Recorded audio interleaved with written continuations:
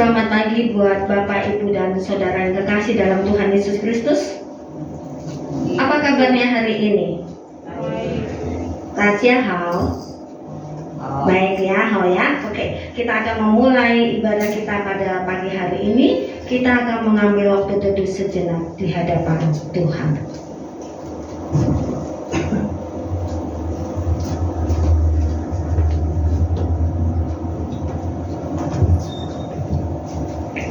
Mari Bapak Ibu sekalian, kita akan bangkit berdiri, kita akan nyanyikan pujian. Puji Yesus.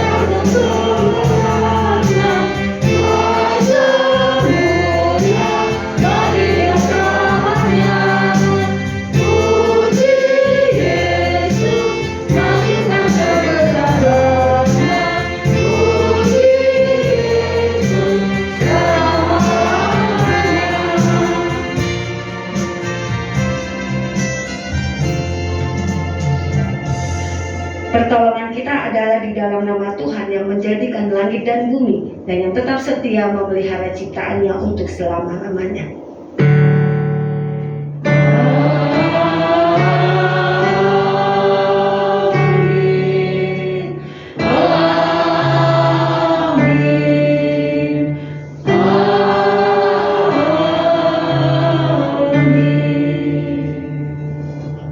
Kasih karunia dan damai sejahtera dari Allah Bapa dan dari Tuhan Yesus Kristus akan menyertai kita sekalian. Tuhan Yesus beserta dengan kita.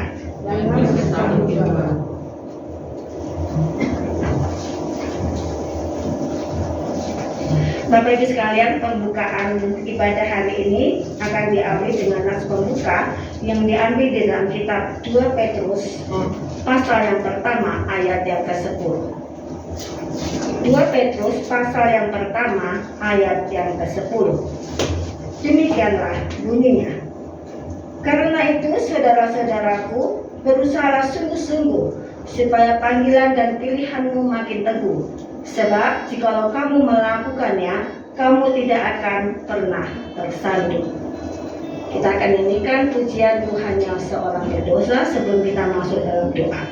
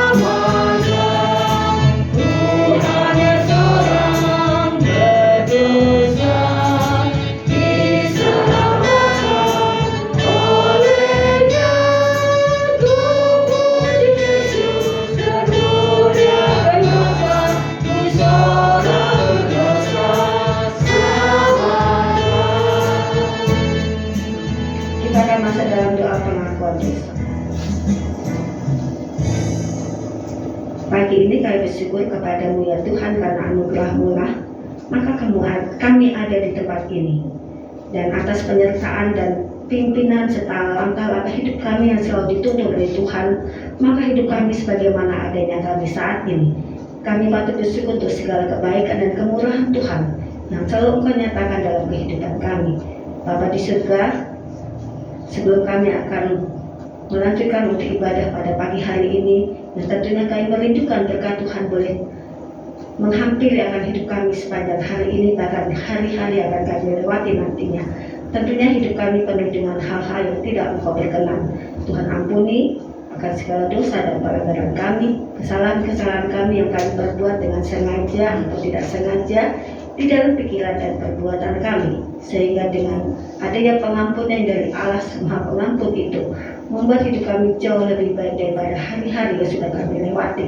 Terima kasih Bapa di surga, berkatilah ibadah kita kami pada pagi hari ini. Di dalam nama Tuhan Yesus kami berdoa.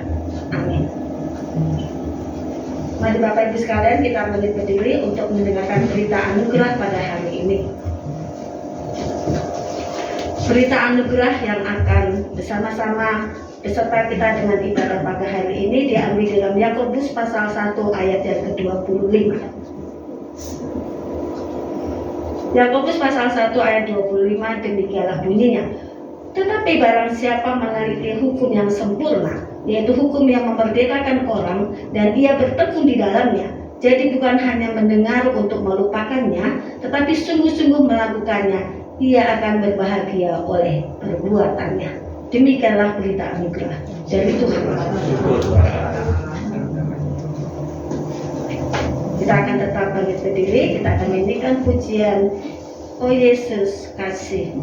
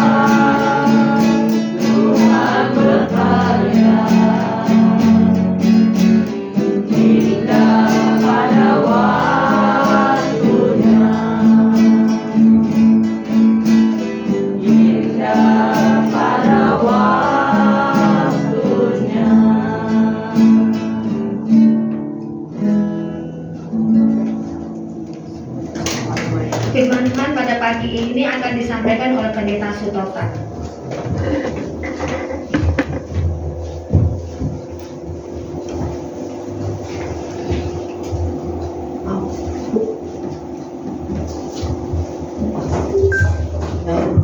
Ya, sebelum kita mendengar firman Tuhan pada pagi ini, kita akan berdoa. Kami bersyukur Bapa Surgawi, kesempatan yang Kau berikan bagi setiap kami sebagai umat-Mu pagi ini, kami bisa bersama-sama kembali hadir di rumah Tuhan untuk beribadah kepada Engkau.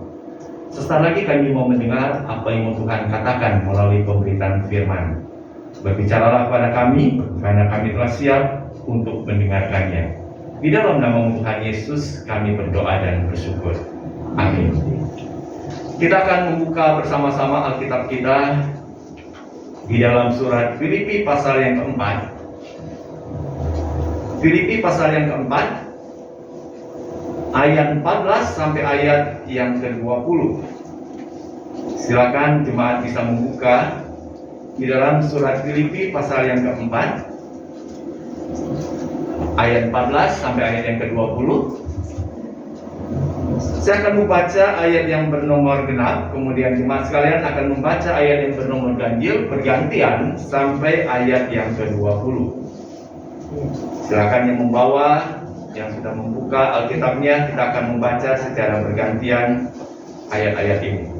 Ayat 14. Namun baik juga perbuatanmu, bahwa kamu telah mengambil bagian dalam kesusahanku.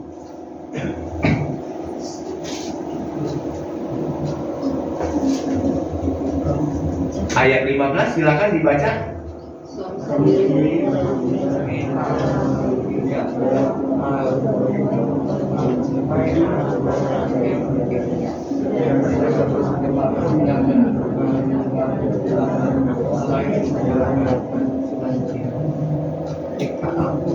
Karena di Tesalonika pun kamu telah 1-2 kali mengirimkan bantuan kepadaku.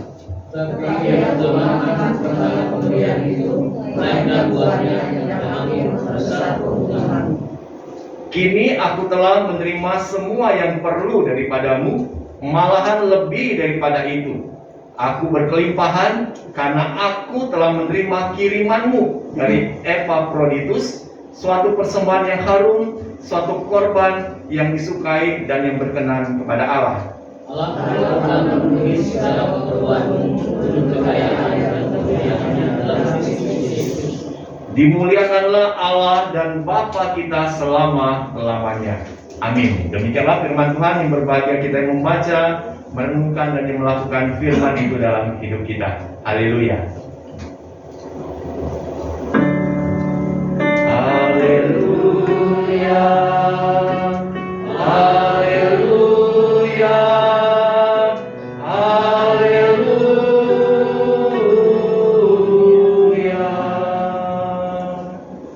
Shalom, selamat pagi jemaat yang dikasihi Tuhan. Hari ini kita bersyukur meskipun tanggal merah yang bertepatan dengan libur panjang Lebaran. Ada beberapa gereja yang saya dengar Lebaran libur panjang ikut libur. Saya bingung kadang-kadang yang Lebaran siapa, yang libur siapa. Ya. Jadi kita sebagai umat Tuhan, ketika ada waktu khusus diberikan untuk kita bisa beribadah, kita tetap jalankan itu ibadah. Ibadah hari Minggu itu adalah ibadah raya, di mana kita bisa berkumpul bersama-sama, mau hari libur, hari besar apa, kita tetap ibadah sama-sama. Ya, beda dengan kegiatan-kegiatan persekutuan di komisi. Kalau di persekutuan komisi berbentar waktunya dengan hari libur panjang, biasanya bisa diliburkan. Tapi kalau hari Minggu, ibadah raya, kita tetap jalan terus seperti ini. Kalau mau liburan nanti setelah ibadah selesai, masih cukup panjang kan waktunya ya. Ibadah kita selesai kurang lebih 10:30, kita mau pergi keluar kota, bahkan keluar negeri masih keburu. Masih lumayan waktu liburnya. Jadi hari ini di dalam ibadah yang kita ikuti bersama-sama, kita akan merenungkan firman Tuhan yang berbicara tentang sendirian namun bersemangat menuntaskan tugas. Sendirian. Meskipun nggak ada orang yang bersama-sama dengan kita mendukung kita, tapi kita mau tetap bersemangat menuntaskan tugas yang dipercayakan Tuhan kepada kita. Jadi ketika kita bicara tentang melaksanakan tugas secara bersama-sama, menjadi momen yang indah untuk kita lakukan. Jadi pada waktu ada tugas, apalagi tugas yang besar, kita laksanakan bersama-sama secara bergotong royong menjadi momen yang sangat indah untuk kita lakukan. Tetapi yang kadang-kadang menjadi masalah, kalau tugas itu yang awalnya dikerjakan bersama-sama, lalu justru di tengah jalan kita ditinggal sendirian untuk melanjutkan pekerjaan itu. Itu yang paling menjengkelkan. Saya tanya Ibu Ade ya. Ibu Ade selama puasa jualan kolak ya. Waktu bikin kolak, bikin sendirian atau rame-rame? Dibantu. Dibantu ya. Waktu jualannya sendirian atau rame-rame sama teman? Dibantu rame-rame kan? Enak gak kalau kita jualan sama-sama? Wah, banyak teman-teman kita bantuin kita berjualan bersama-sama itu. Enak, seneng sekali. Tapi dengan berjalannya waktu, mau menjelang akhir, kadang-kadang kita bisa ditinggal sendirian. Jualan aja sendiri.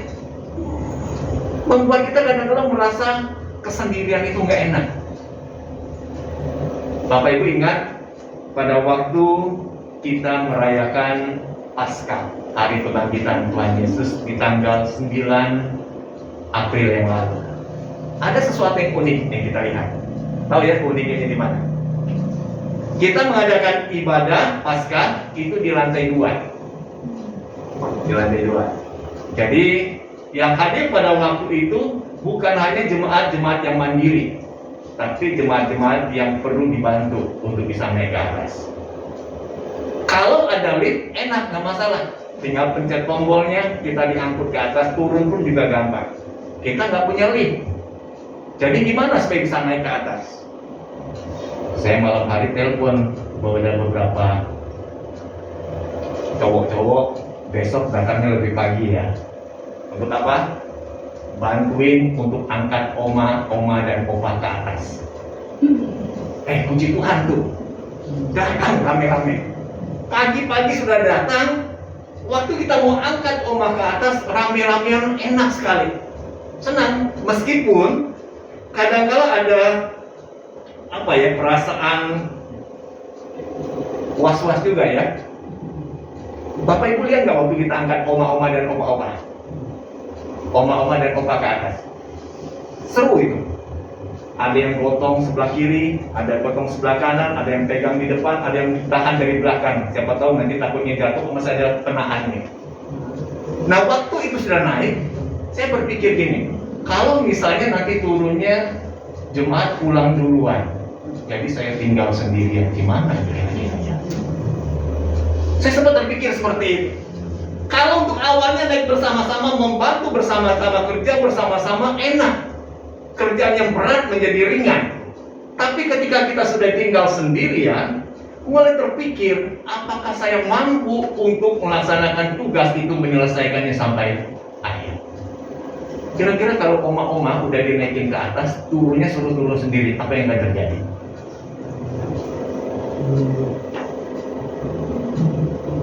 Apa yang akan terjadi? Waduh, ngeri itu. Digotong aja takut-takut, apalagi kalau sendirian. Ya, ada yang oma katakan, dah saya nggak usah naik ke atas, dia di bawah aja, nggak usah ikut kebaktian, nggak apa-apa, penting duduk di bawah aja. Takut dia ke atas. Nah, jadi ketika kita bicara tentang melakukan sesuatu bersama-sama, itu menjadi saat yang sangat menggairahkan untuk kita lakukan. Tetapi ketika kita ditinggalkan sendirian, apa yang menjadi respon kita dalam kondisi kita berada dalam kesendirian seperti ini? Ada kemungkinan 3 hal yang kita bisa lakukan. Yang pertama itu, kita turut melepaskan tanggung jawab itu dengan meninggalkan begitu saja tugas itu. Bisa nggak dilakukan hal seperti ini? Bisa. Jadi karena dia merasa orang lain bisa tinggalkan dengan semau-mau dia, sekehendak hatinya, saya pun bisa lakukan itu. Kalau ini kita lakukan dalam tugas-tugas kita, apa yang akan terjadi kira-kira? Semakin rusak segala sesuatu. Terus yang kedua, respon kita mulai menghakimi. Kita mulai menyalahkan orang yang meninggalkan tugasnya itu. Ini nggak bertanggung jawab, ini orangnya teledor, ini itu dan segala macam. Kita mulai melontarkan tudingan-tudingan terhadap orang ini. Atau kemungkinan yang ketiga, respon kita yang ketiga adalah kita akan tetap menjalankan dan menyelesaikan tugas itu sampai tuntas, meskipun hanya tinggal sendirian. Anak-anak yang masih sekolah, kadang-kadang guru kan suka memberikan tugas kelompoknya di sekolah. Satu kelompok 4 orang, 5 orang. Terus perhatikan orang-orang yang ada di dalam kelompok itu, bertanggung jawab nggak dia untuk menyelesaikan tugasnya? Pernah nggak kita ketemu dengan orang-orang, teman-teman kita yang dengan lalainya dia tinggalkan tugasnya, biarkan kita selesaikan sendiri? Pernah mengalami kondisi seperti itu?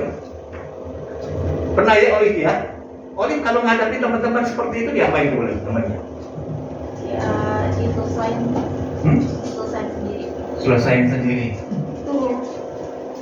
You nggak mau bertanggung jawab, menyelesaikan sama-sama, oke, tanggung jawabmu sendiri. Tapi aku tahu ini tugas yang harus aku selesaikan, meskipun aku harus sendirian selesaikan, aku akan selesaikan itu. Nah, inilah yang mau kita pelajari pada pagi hari ini. Sendirian, namun bersemangat menuntaskan tugas. Kenapa kita harus tetap bersemangat menyelesaikan, menuntaskan tugas itu meskipun sendirian? Karena kita tahu bahwa apa yang kita akan lakukan ini, tugas yang harus kita selesaikan ini, kita harus pertanggungjawabkan. Bukan hanya pada manusia, tapi yang terlebih lagi pada Tuhan. Kita harus menuntaskan ini. Bukankah banyak dalam kehidupan kita hal-hal, tugas-tugas yang harus kita selesaikan dalam kehidupan kita? Dan ini penting. Jadi tanggung jawab yang kita akan jalankan itu bukan dipengaruhi oleh orang-orang yang ada di sekitar kita. Karena kita tahu bahwa tugas ini Tuhan percayakan bagiku untuk aku selesaikan. Orang lain mau mendukung atau tidak, saya akan tetap terus berjalan melangkah ke depan. Nah, dari pembacaan firman Tuhan di dalam surat Filipi pasal yang keempat, ayat 14 sampai 20, dalam kehidupan pelayanan Rasul Paulus, apa yang dia alami sebetulnya? Seperti yang dia catat di dalam suratnya, di surat Filipi pasal yang keempat, ayat 14 sampai 20, Rasul Paulus pada awal pelayanan dia memberitakan Injil Kristus. Orang-orang percaya yang ada di Filipi mendukung sepenuhnya pelayanan Paulus itu. Ya, mendukung sepenuhnya pelayanan Paulus dengan cara apa? Mereka mengirimkan bantuan buat Paulus. Ini dicatat di dalam misalnya ayat yang ke-14, coba kita lihat ya. Ayat 14 ini Paulus katakan seperti ini. Namun baik juga perbuatanmu bahwa kamu telah mengambil bagian dalam kesusahanku. Seorang yang mengabarkan Injil perlu di backup, didukung untuk pemenuhan kebutuhan pelayanan dia di sana. Bapak Ibu tentu ingat ya, ada misionaris-misionaris yang diutus di berbagai pelosok-pelosok negeri, bahkan di luar negeri, di daerah-daerah terpencil. Itu biasanya ada sponsor yang akan memberikan dukungan, baik dalam bentuk doa, terus dalam bentuk dana, biaya, ya. Supaya apa? Supaya ketika mereka menjalankan tugas pelayanan itu, menjadi misionaris, mereka nggak dipusingkan lagi untuk bagaimana bisa memenuhi kebutuhan hidup itu. Karena ada orang yang mendukung, membackup apa yang menjadi kebutuhannya. Wah, itu luar biasa. Mungkin di antara jemaat pernah membuat janji-janji iman untuk mendukung pelayanan-pelayanan misi. Kita dulu di AKB secara rutin mendukung pelayanan misionaris-misionaris yang melayani berbagai pelosok-pelosok daerah. Ketika dukungan itu berjalan dengan baik, dengan lancar, pelayananku tetap bisa berjalan dengan baik juga. Tapi kalau misalnya kita putus di tengah jalan, apa yang akan terjadi? Terhambat nggak pelayanan ini? Terhambat, ya, akan terhambat.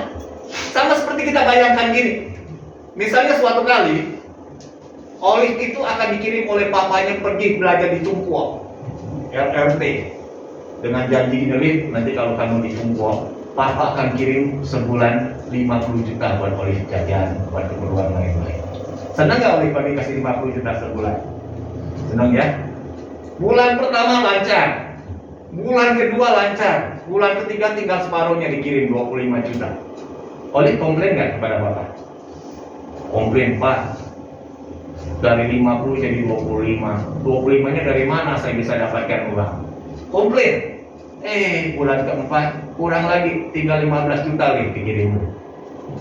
Olive gimana responnya Liv? Komplain. Komplain lebih kuat lagi. Bulan kelima tinggal 5 juta tuh. Terus sampai setahun nggak dikirim duit sama sekali. Pengaruh nggak buat studi Olive di Cungkuo? Pengaruh besar, betul ya? Karena yang biasa mendukung kita menghentikan bantuannya itu akan berpengaruh besar. Nah, persoalannya ketika kita berada dalam kondisi seperti itu, apa yang kita lakukan? Mungkin Olive langsung ambil koper, masukin berkemas barangnya, langsung pulang ke Indonesia. Bisa jadi ya. Kemungkinan kedua, nggak apa-apa kalau papa nggak kirim uang lagi. Aku akan berusaha sendirian, bekerja, mencari kerja sampingan untuk aku bisa mendapatkan penghasilan dan aku bisa membiayai kebutuhan hidupku selama studi di luar negeri. Wah, ini yang hebat loh. Banyak orang-orang yang kadang-kala ketika dukungan itu, kerjasama itu dihentikan, menjadi patah arah. Nah, bagaimana dengan Paulus? Kita lihat sama-sama. Jadi pada awal pelayanan Paulus menjadi pemberita Injil, orang-orang percaya di Filipi ini mendukung luar biasa. Terus kita lihat lagi di ayat 16-nya dikatakan apa? Karena di Tesalonika pun kamu telah 1-2 kali mengirimkan bantuan kepadaku. Hebat mereka. Dia kirimkan bantuan. Bahkan kita lihat lagi di ayat 18 lebih ditekankan lagi. Kini aku telah menerima semua yang perlu daripadamu, malahan lebih daripada itu, aku berkelimpahan karena aku telah menerima kirimanmu dari Epaphroditus, suatu persembahan yang harum, suatu korban yang disukai dan yang berkenan kepada Allah. Ini yang didapatkan. Bantuan itu begitu nyata, kerjasama itu begitu luar biasa terjadi dan terbina dengan baik. Tapi dalam proses berjalannya waktu, mereka mulai undur. Ya, mulai undur. Untuk apa? Untuk mendukung pelayanan itu. Malahan dikatakan di ayat yang ke-15, kita lihat apa yang dilakukan oleh orang-orang Filipi ini terhadap Paulus. Ayat 15 apa dikatakan di sana? Kamu sendiri tahu juga, hai orang-orang Filipi, pada waktu aku baru mulai mengabarkan Injil, ketika aku berangkat dari Makedonia, tidak ada satu jemaat pun yang mengadakan perhitungan utang dan piutang dengan aku selain daripada kamu. Jadi kira-kira apa yang dilakukan oleh orang percaya di Filipi ini terhadap pelayanan Paulus? Mungkin mereka ungkit lagi ya, Rasul Paulus, engkau ingat ya waktu kami kirim bantuan, pelayananmu sebesar ini loh.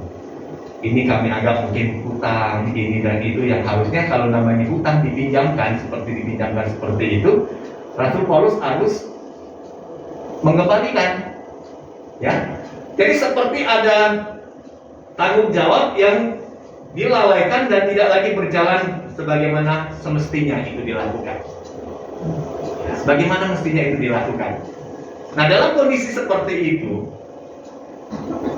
apakah Rasul Paulus mundur lalu meninggalkan pelayanan pekabaran Injil ini? Enggak. Ya. Sehingga hari ini kita lihat apa tema kita, sendirian namun bersemangat menuntaskan tugas. Jadi Paulus sadar betul dia menjalankan tugas pekabaran Injil itu bukan berdasarkan kemauan dia sendiri, tetapi Tuhan yang mengutus dia, Tuhan yang memberikan tugas penting itu untuk dilaksanakan oleh Paulus, dan dia harus menuntaskan pelayanan itu. Kalau Tuhan yang memberikan tugas itu, berarti Tuhan juga yang akan memelihara, memenuhi segala apa yang jadi kebutuhan Rasul Paulus buat tugas pelayanan pekabaran Injil itu sendiri. Ini yang dia lakukan. Dia yakin Tuhan yang mengutus dia nggak akan pernah lalai untuk memperhatikan dan memelihara Rasul Paulus.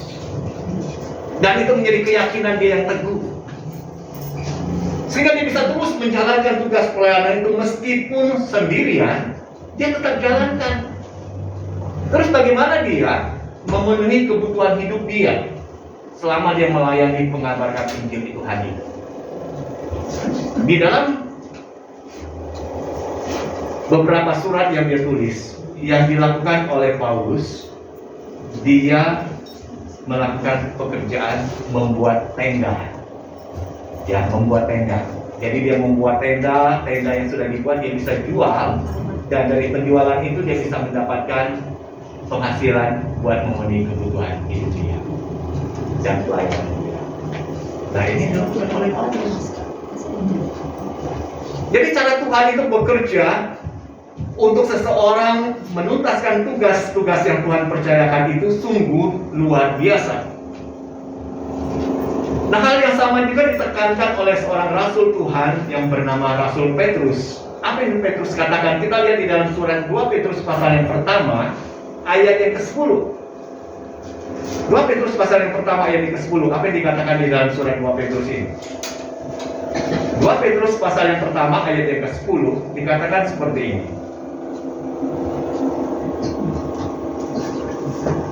Karena itu saudara-saudaraku, berusahalah sungguh-sungguh supaya panggilan dan pilihanmu makin teguh. Sebab jikalau kamu melakukannya, kamu tidak akan pernah tersandung. Kamu harus berusaha sungguh-sungguh supaya panggilan dan pilihanmu itu makin teguh. Berusaha dengan sungguh-sungguh. Setiap kita dalam hidup ini, kita diberikan tugas masing-masing oleh Tuhan. Tugas masing-masing di dalam kehidupan kita itu luar biasa dan unik yang Tuhan berikan. Ketika kita ditempatkan di dalam sebuah keluarga, kita berperan sebagai seorang suami, kita berperan sebagai seorang istri. Ada nggak tugas yang harus kita tuntaskan? Ada. Ya, ada. Dan tugas itu spesifik harus kita jalankan dengan baik. Kalau kita melalaikan itu, apa yang akan terjadi dalam kehidupan kita berumah tangga? Akan terganggu. Kalau istrinya rajin ngurusin urusan rumah tangga, suaminya malas-malesan, nggak mau kerja, maunya makan tidur, tiap hari makanan harus disediakan buat dia. Pokoknya ada apa-apa dia tinggal bilang, istriku mana makanan buatku. Dia nggak mau kerja sama sekali. Akan terganggu nggak dalam hidup berkeluarga? Akan terganggu. Sebaliknya kalau suaminya begitu rajin, dia bekerja, dapat penghasilan, tapi istrinya malas-malasan tuh. Kerjaan rumah ditelantarkan, anak nggak diurus. Ya, pokoknya tiap bulan dia tinggal EWA ke suaminya. Yang jatah buat belanja kemana, buat shopping mana, cuma minta seperti itu. Apa akan terjadi? Kita sebagai anak pun sama. Kita memiliki tugas yang harus kita tuntaskan tugas itu. Apa tugas seorang anak? Kita dalam masa studi, Orang tua sudah berjuang untuk membiayai kebutuhan sekolah anak. Mudah nggak untuk membiayai kebutuhan seorang anak buat sekolah ini? Murah nggak ya Pak Rudi ya? Untuk membiayai sekolahnya Olive murah nggak ya? Nggak murah loh, ya? Nggak murah, mahal. Apalagi sekolah-sekolah yang favorit, yang sudah punya nama itu hitungannya jutaan. Ya, tiap bulan harus keluar minimal 5-6 juta kita keluar. Mencari uang 5-6 juta murah nggak Olive sekarang Olive? Mudah nggak Olive ya? Mudah? Nggak mudah, susah, bener. Ya, cari jutaan itu sekarang ini bukan satu perkara yang mudah, harus bekerja keras. Kalau kita lihat bahwa orang tua kita bekerja keras membanting pula untuk menyekolahkan kita bertanggung jawab nggak dengan tugas kita sebagai seorang pelajar, seorang siswa?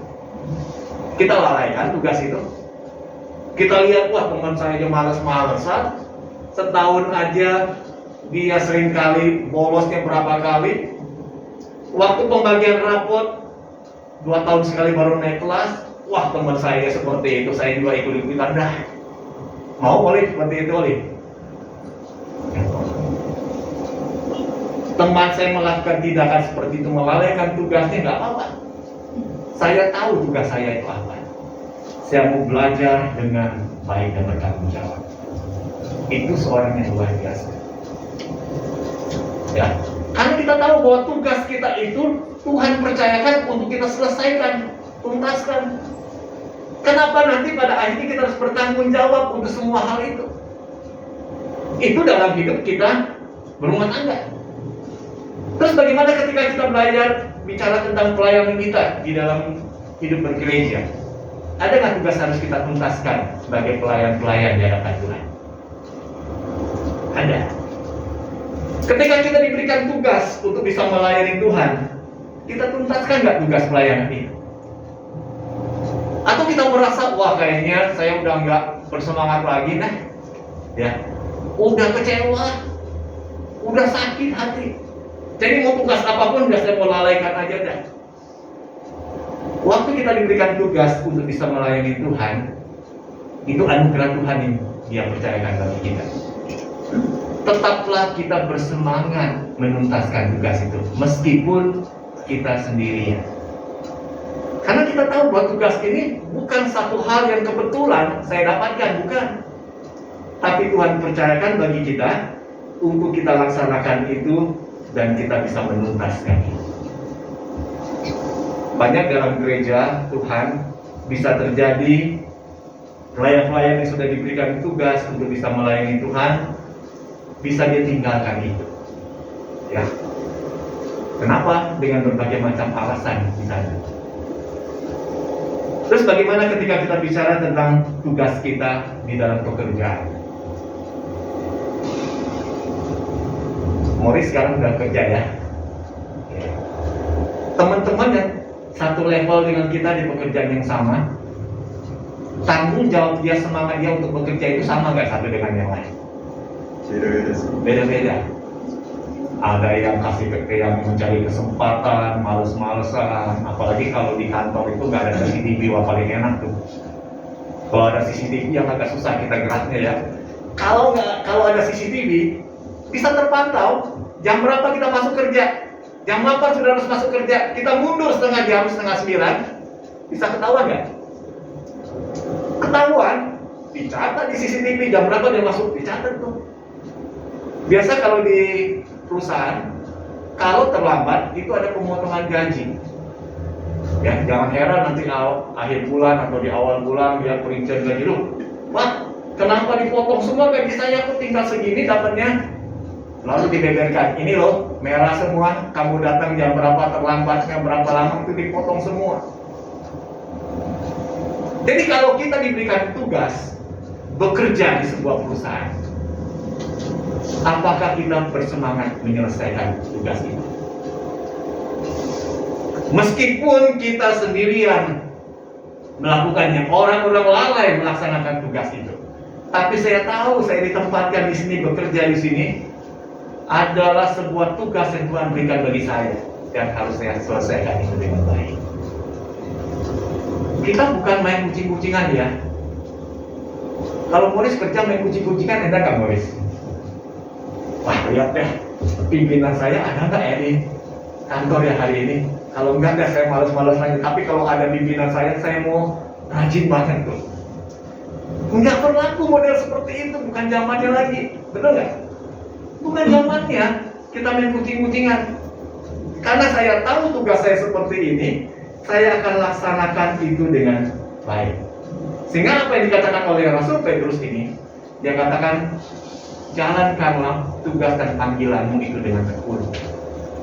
Karena kamu tahu bahwa tugas ini adalah tugas yang Tuhan percayakan untuk kita laksanakan dan kita tuntaskan, meskipun kadang-kala kita harus melakukan itu sendirian.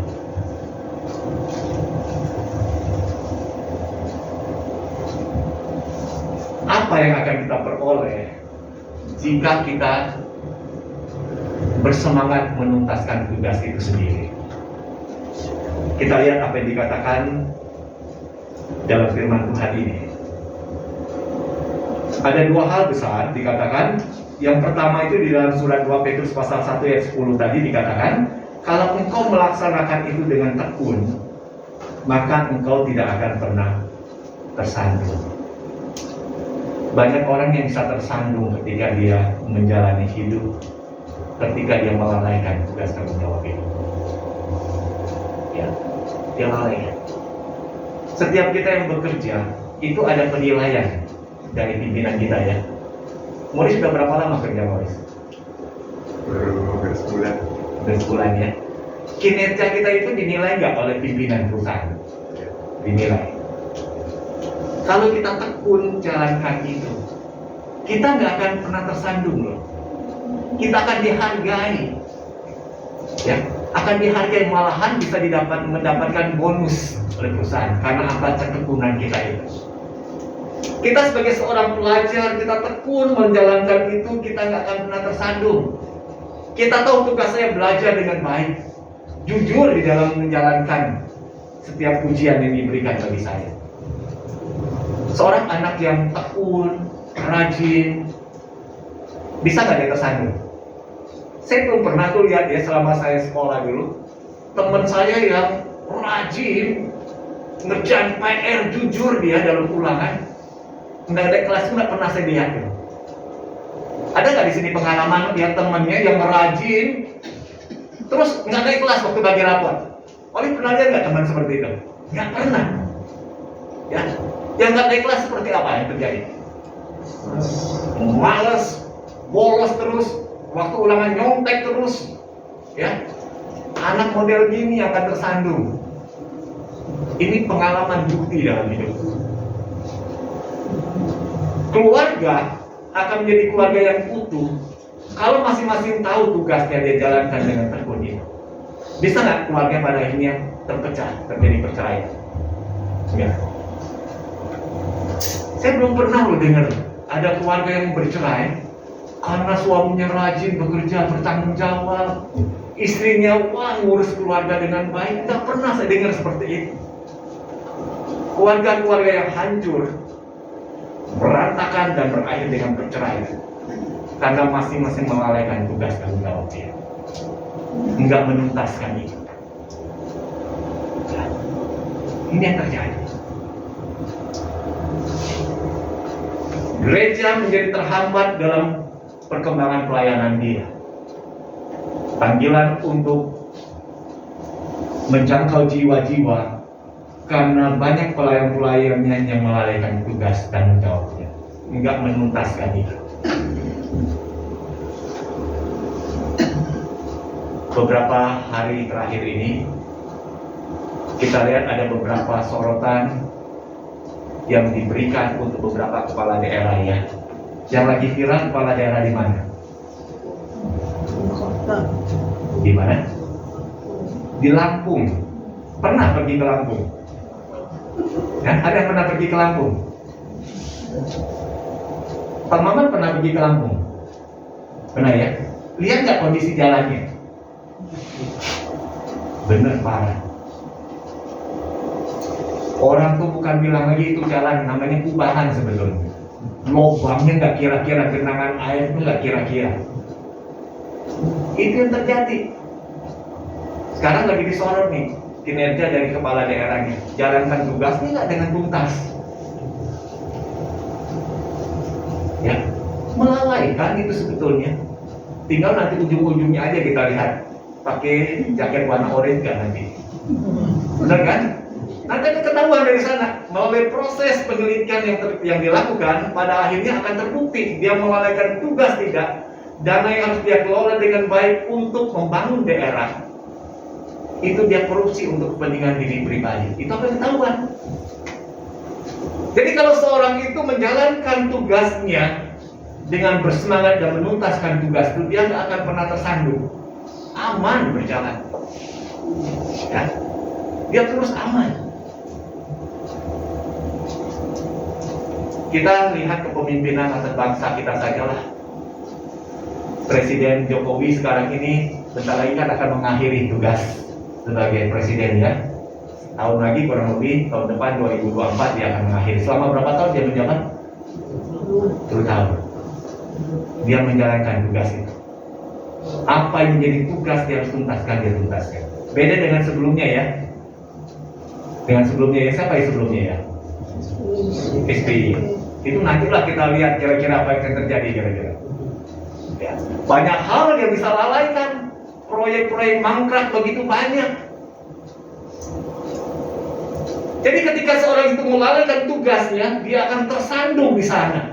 Dan firman Tuhan sudah memberitahukan kepada kita, jangan engkau melalaikan tugas tanggung jawabmu kalau engkau tidak mau tersandung di sana. Terus yang kedua, kita lihat apa yang akan diperoleh jika seorang itu tekun melaksanakan apa yang menjadi tugas tanggung jawabnya dengan baik, meskipun dia sendirian. Kita lihat di dalam surat Yakobus pasal yang pertama ayat 25. Yakobus pasal yang pertama ayat 25, apa dikatakan di sana?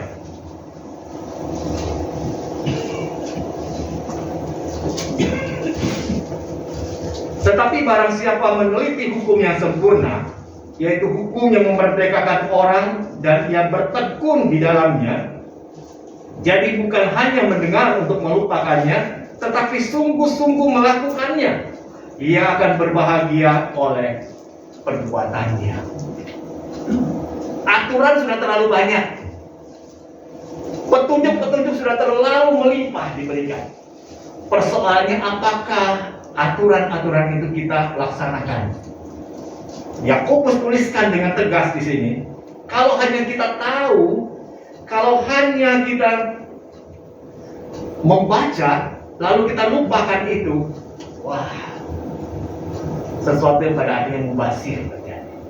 Tapi kalau kita sudah tahu itu, kita sudah baca, mengerti itu, dan kita melakukannya, engkau akan dikatakan berbahagia oleh perbuatanmu itu.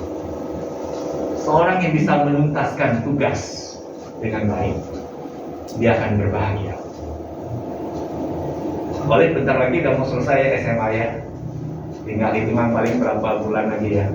Kalau Oli bisa menyelesaikan itu, apalagi kalau dapat ranking tuh, diberikan penghargaan dari sekolah, seneng gak, ya?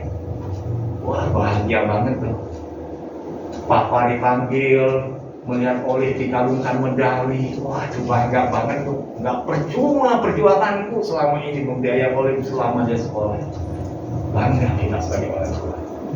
Orang tua bangga, orang tua bahagia dan senang, anak pun juga demikian. Kalau sebaliknya,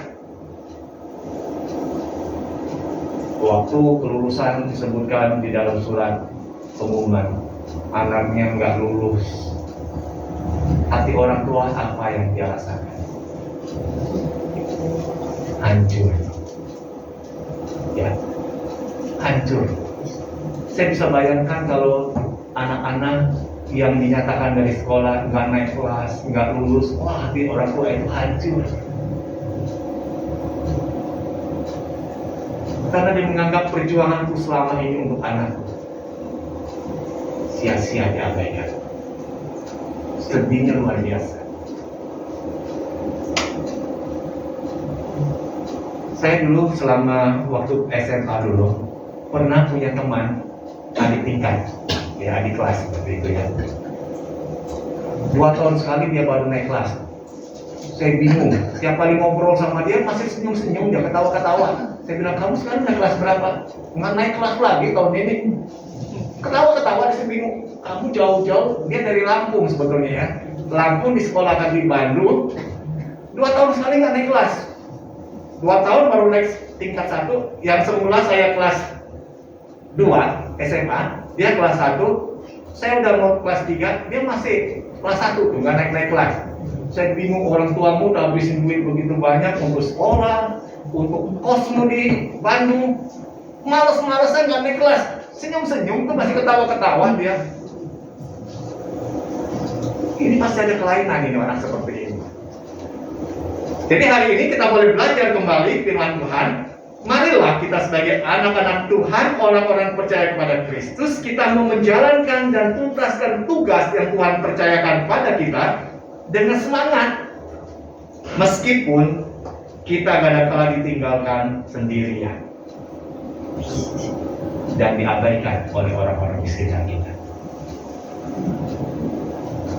Kita menjalankan itu karena kita tahu, yakin bahwa Tuhan itu melihat dan menghargai ketekunanmu dalam menjalankan tugas itu. Dihargai. Yang kedua, saya akan tekankan bahwa orang di sekitar kita seringkali hanya memberikan komentar-komentar, bahkan menambah beban-beban kita, tapi nggak pernah turut membantu kita untuk menyelesaikan tugas itu. Berguna nggak buat kita orang model seperti ini? Nggak ada gunanya. Nambah beban berat buat kita ini. Ya. Jadi hari ini biarlah kita yang sudah mendengar firman Tuhan, marilah kita kembali berefleksi melihat keberadaan diri kita masing-masing. Tuhan sudah mempercayakan tugas buat setiap kita dengan bagian kita masing-masing. Kita mau jalankan tugas itu dengan baik. Tuntaskanlah tugas yang Tuhan percayakan ini, dimanapun kita saat ini berada. Di tengah hidup kita berkeluarga, tuntaskan tugas itu. Sebagai suami, sebagai istri, sebagai anak, ya. Dalam kehidupan kita bergereja, kita diberikan tugas pelayanan. Tuntaskan itu dengan bersemangat. Waktu kita ada di lingkungan pekerjaan kita sebagai seorang karyawan, tuntaskan tugas kita itu dengan baik. Dan itu nggak akan menjadi sesuatu yang pada akhirnya berakhir dan sia-sia. Ada berkat besar Tuhan sediakan dan akan kita terima. Kita akan berbahagia dan kita nggak akan tersandung waktu kita menjalankan itu. Amin firman Tuhan. Kita mau berdoa. Terima kasih Tuhan Yesus untuk firman-Mu yang kami telah dengarkan pembukaannya pada hari ini. Biarlah kami boleh memperhatikan dengan sungguh-sungguh setiap tugas tanggung jawab yang Tuhan berikan bagi kami. Bukan hanya kami mendengar, tapi kami melakukan itu dalam hidup kami. Ini doa syukur kami Bapa, di dalam nama Tuhan Yesus kami panjatkan. Amin.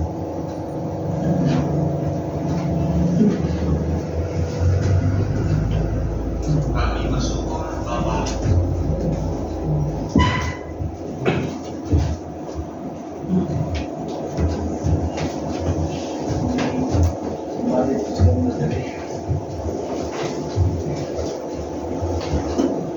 Marilah kita bersama dengan umat Allah di masa lalu, masa kini, dan masa depan mengingat pengakuan pada baptisan kita menurut pengakuan iman. Aku percaya kepada Allah, Bapa yang Maha Kuasa, balik langit dan bumi, dan kepada Yesus Kristus, anak yang tunggal Tuhan kita, yang dikandung daripada Roh Kudus, lahir dari anak darah Maria, yang menderita sengsara di bawah pemerintahan Pontius Pilatus, disalibkan, mati dan dikuburkan, turun ke raja maut, Pada hari yang ketiga, bangkitlah dari antara orang mati, naik ke surga, duduk sebelah kanan Allah, Bapa yang Maha Kuasa, dan di sana Dia akan datang untuk menghakimi orang yang hidup dan yang mati. Aku percaya pada Roh Kudus, gereja yang kudus dan am, persekutuan orang kudus, pengampunan dosa, kebangkitan orang mati, dan hidup yang kekal. Amin.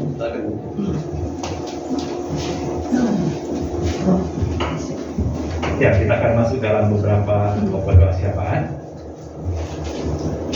Tuhan, biarlah apa yang boleh kami dengar melalui firman-Mu pagi ini boleh memacu kami, menggerakkan kami untuk kami meskipun sendirian, namun kami mau tetap bersemangat menuntaskan tugas yang Tuhan percayakan bagi kami. Kami bersyukur untuk saat di mana kami hari ini bisa beribadah bersama-sama kepada Tuhan. Tuhan, Kau kenal akan setiap pribadi kami yang hari ini datang ke rumah-Mu dengan pergumulan yang sedang kami gumulkan dalam hidup kami. Biarlah Tuhan yang kiranya menolong kami, memberikan jalan keluar bagi setiap pergumulan kami yang sedang mengalami kelemahan tubuh secara fisik kami yang sedang sakit, yang harus menjalankan perawatan, pengobatan di rumah sakit. Biarlah Tuhan kiranya beranugerah untuk menolong kami, sehingga mujizat itu boleh kami alami dalam hidup kami.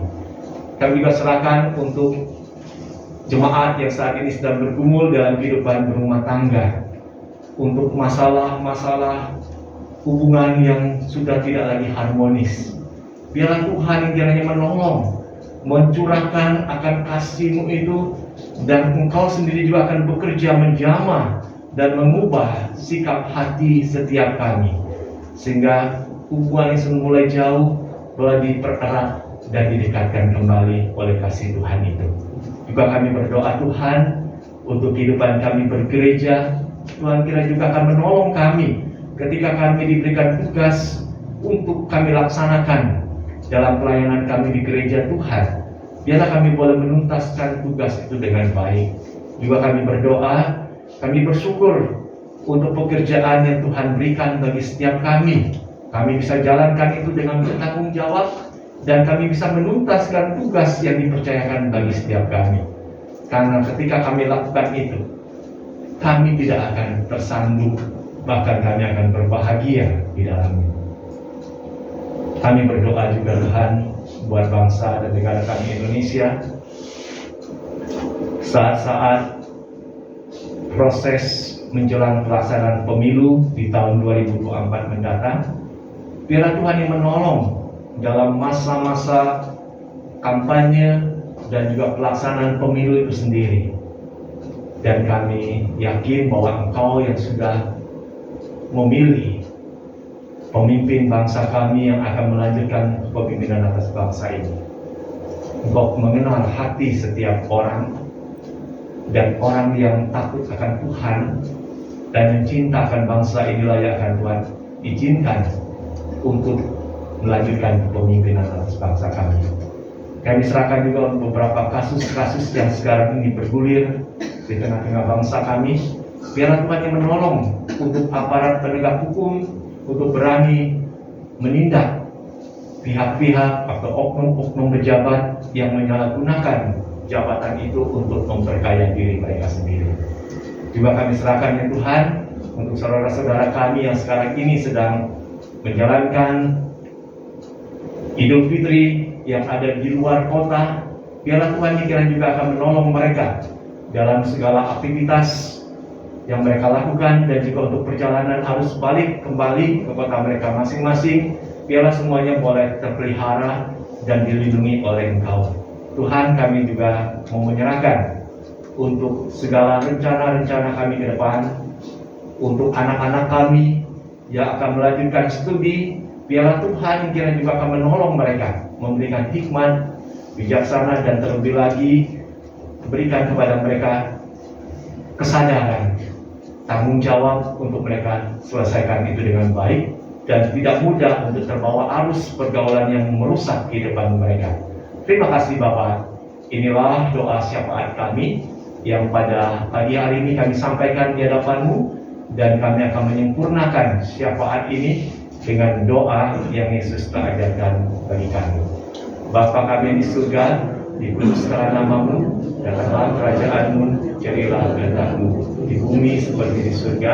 Berikanlah kami pada hari ini makanan kami secukupnya, dan ampunilah kami kesalahan kami, seperti kami juga mengampuni orang yang bersalah kepada kami. Dan jangan membawa kami ke dalam pencobaan, tetapi lepaskanlah kami daripada yang jahat, karena Engkau punya kerajaan dan kuasa dan kemuliaan sampai selama-lamanya. Amin.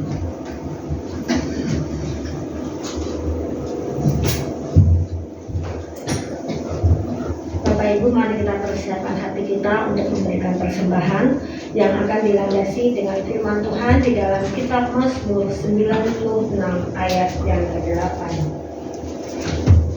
Mazmur 96 ayat ke-8, demikianlah bunyinya. Berilah kepada Tuhan kemuliaan namanya, bawalah persembahan dan masuklah ke pelatarannya. Kita akan mengiringnya dengan pujian, bangunkan hai jiwaku yang lesu.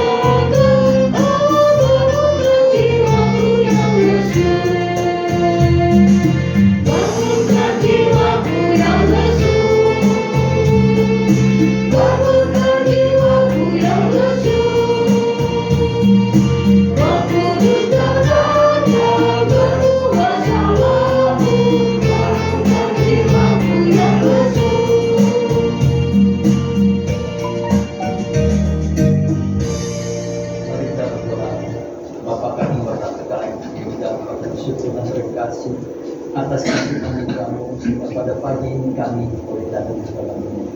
Pada pagi ini kami juga boleh memberikan persembahan.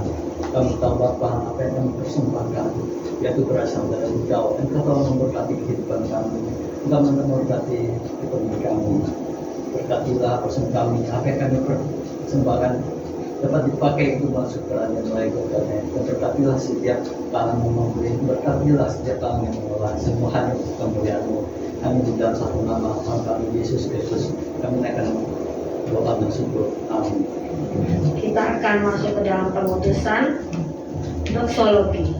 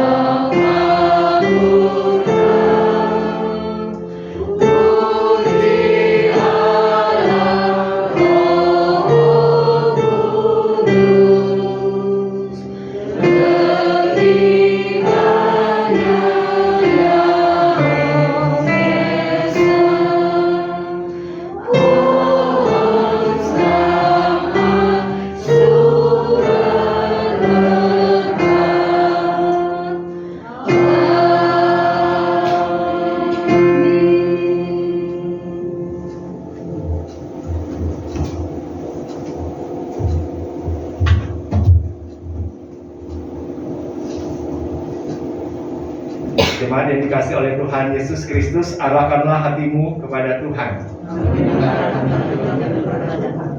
Jadilah saksi Kristus, terpujilah Tuhan, dan terimalah berkat Tuhan.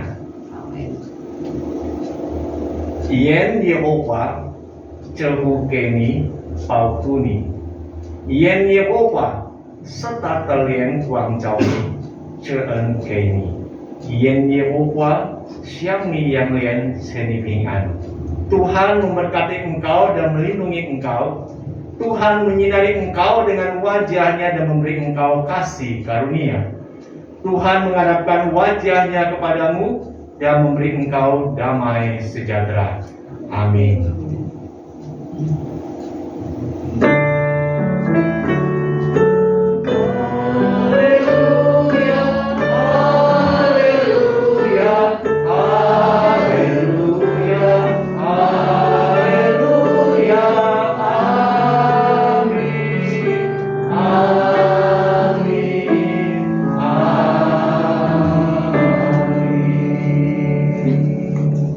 Amin, silakan dulu. Ibadah kita selesai, Tuhan Yesus memberkati Bapak Ibu sekalian. Sampai berjumpa di hari Minggu depan. Dan hari ini ada yang baru ya, sepertinya ya. Boleh dikenalkan ya namanya ya.